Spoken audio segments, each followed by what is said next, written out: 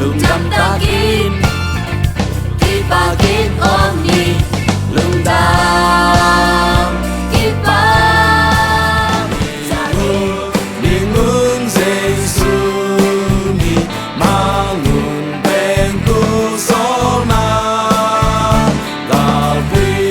pola vanwan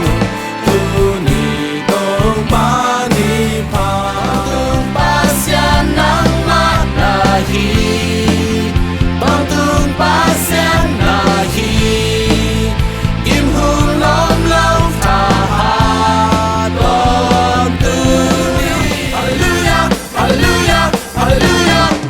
say suy tông bahi say suy tông bahi ku kempel ku kinin lay kempel min ating uhin hachim ni kentong ba namin hachim ni kentong ba namin hachim ni ken Jesus Amabe papa pahi papa pahi be ho mu baba papa pahi papa pahi nang ho mu baba Pasyanin supangahe Aomon saong paidikpa Bangyan pasyanin supangahe Amang kontutopa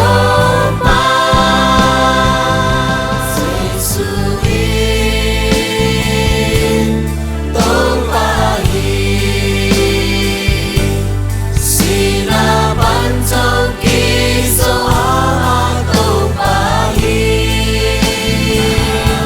Selasang ibangyan na Pinay na to asam Beluk na neipaselam ng wani Litong kempel lasang to paghatun Balian tumpi patung panaong hen Mual de kunin Siang to Balian to papasyan Ang omong sa humpain pa Kung pilihan bel patunga Hadlang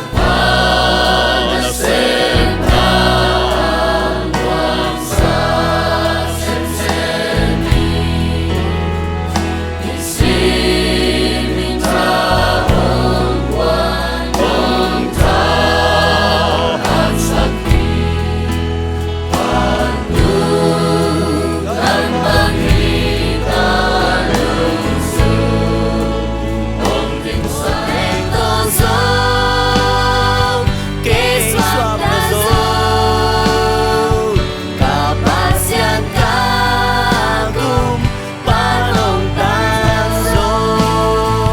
Hinatong sinatong wasawin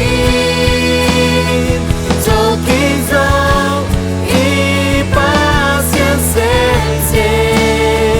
Amin han Iwas Ikeno isensen Damdahin nung sensang natin Tosay sunang nabangyan Na inasungong magkay Singlam te bunga mitegay na inasungong magkay Patotong na hitang muntakilam ng zone